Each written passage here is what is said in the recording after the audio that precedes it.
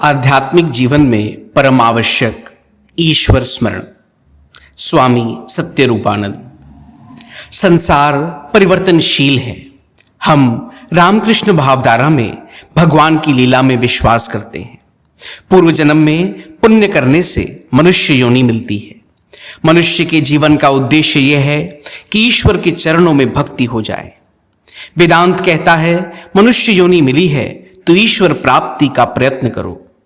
हमारा जीवन तो छोटा है, मृत्यु कब आ जाए पता नहीं। अतः मनुष्य जन्म मिला है तो आध्यात्मिक जीवन बिताओ, भगवान की भक्ति करो, सतत भगवान का नाम स्मरण और भक्ति करो। जीवन भर ऐसा करोगे तो मृत्यु के समय भी भगवान की याद आएगी। तुम्हारे मन में शुभ विचार आएंगे।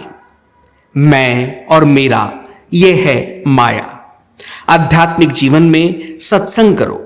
सत्संग करने से तुम निसंग हो जाओगे और निसंग होने से तुम्हारा जीवन शुद्ध पवित्र हो जाएगा। तुम सतत भगवान के संग में रहोगे। तुमको सच्चित आनंद मिलेगा। तुम बंधन मुक्त हो जाओगे। वेदांत कहता है ईश्वर को छोड़ बाकी सब असत्य है, एक ईश्वर ही सत्य है। हमारा शरीर असत्य है लेकिन शरीर में रहने वाली आत्मा सत्य है। हम जो सोचते हैं वैसा बन जाते हैं, इसलिए अपने विचारों पर ध्यान रखना चाहिए। मनुष्य जीवन में ही हम आत्मचिंतन कर सकते हैं। ठाकुर के भक्त मृत्यु से नहीं डरते हैं।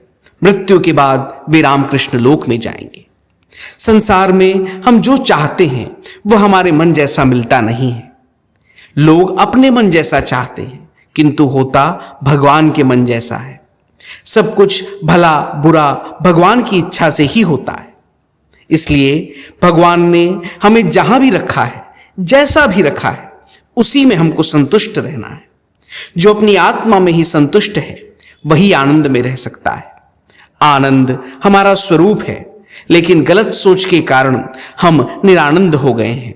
संसार के सभी कर्म करो लेकिन मन भगवान के चरणों में ही रहे।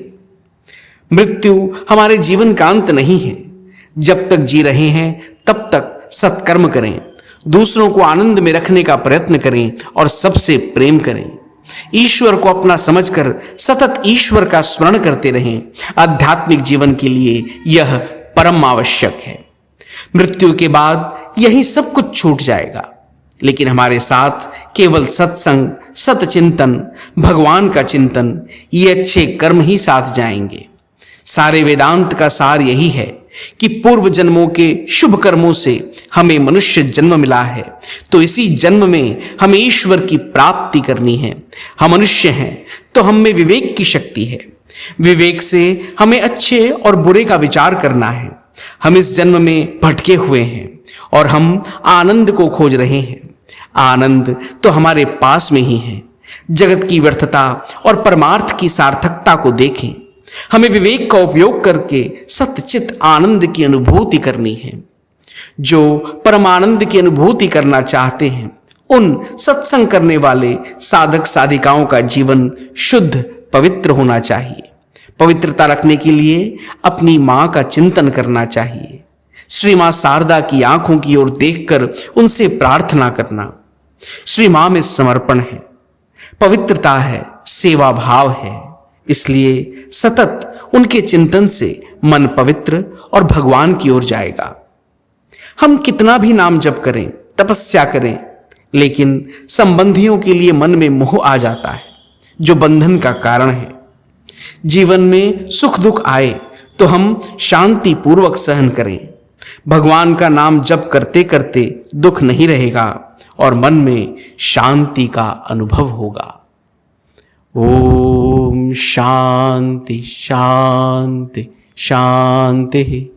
हरि ओम तत्सत। श्री राम कृष्णार्पणमस्तु।